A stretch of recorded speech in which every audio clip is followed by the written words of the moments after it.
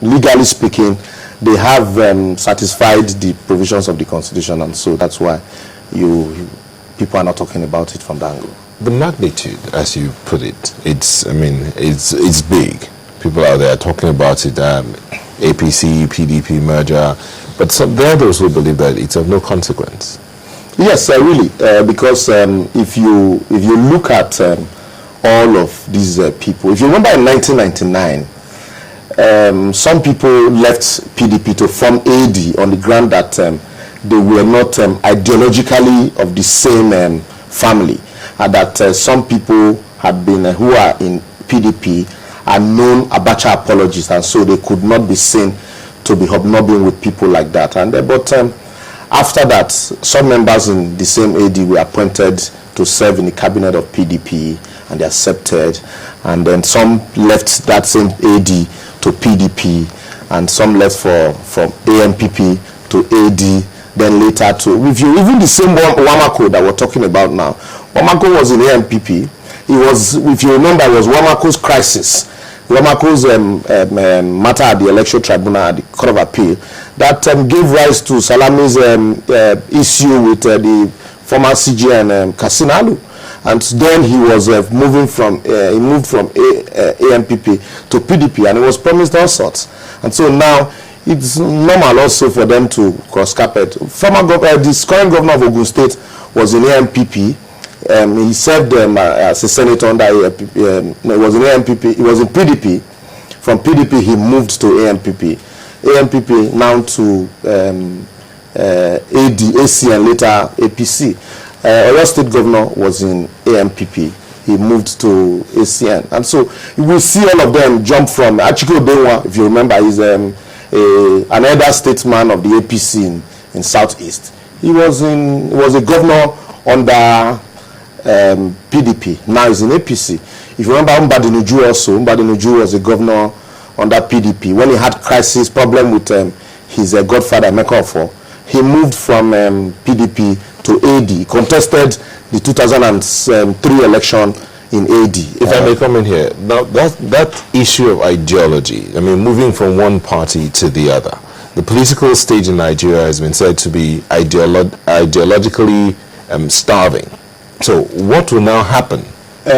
Mota, also, I would like to go back to the foundation. You discover in 1999, the people that actually fought for democracy, for the enthronement of democracy, are not the beneficiaries of democracy today.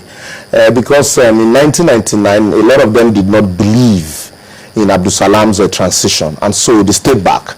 And so the beneficiaries are those who, the returnees, who because a lot of us didn't know what they were doing abroad, even if it means attending meetings of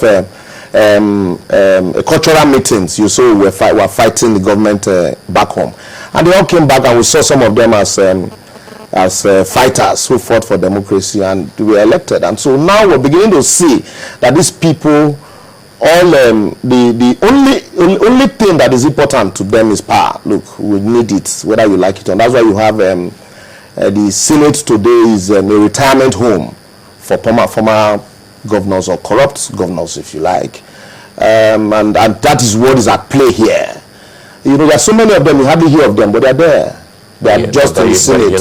That's a really an unkind word for the Nigerian Senate. That's the way I'm painting it the way the average Nigeria will paint it. Because you do 8 years as a governor, you have EFCC cases to answer, and then the next thing you retire into the Senate. And because there are no tenure aspiration there, you can be there for the rest of your life, and provided you are able to do the needful. Permit me to use that. But again, if you look at it, even though we're trying to move, but you also agree that being in the assembly doesn't actually give you any kind of immunity. So it means, or even if you have a case to answer, why is it that the authorities or the agencies haven't actually invited or investigated such individuals when they get there? So it's like majority of them, this past governor, we all know they have cases in courts, and so you see lawyers, senior lawyers, with the aid of senior lawyers, they've been able to at least stall some of these cases.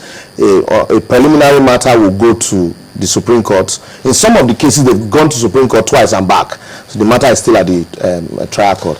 So for that, you can't say, even though we believe in some cases that EFCC also had not done thorough homework, but you cannot blame them in matters like that, where you have trials ongoing with little frivolous applications. You go to Supreme Court and come back, and for the next 10 years, the matter is still at the trial court. Now, you've talked about different examples of people moving, and you've talked about how political parties in Nigeria are bereft of ideologies, yes. and that's what exactly enables the movement. But it would seem that we've never seen this type of mass defection, it would seem. What can we say will be the implications of this? For politically, if you look at the implication politically, you now begin to... the first question will now be, are there really elections in Nigeria? If there are elections, what will be the political implication of the ruling party? If there are no elections, what you have is selection.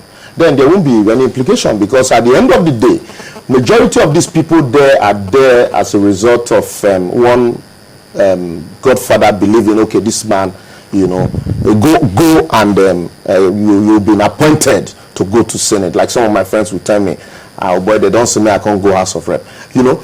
And so if you look at the elections, largely, because, and then you have the government at the center controls the apparatus of electioneering, the umpire. And so in most cases, where you find, that's why in some of these states there are no opposition.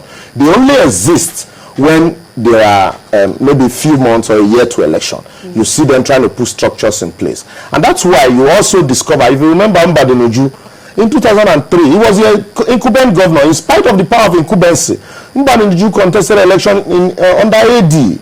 And nobody even knew that the current governor was contesting, because he had fallen out of favor with the powers that be. And then also because there are no elections. What you have is selection. And so Ngige was rigged into office. Ngige was given the candidate, the flagship of the party in that 2003 election, and was rigged into office until the Court of Appeal said, no, you are not the rightful owner of that seat.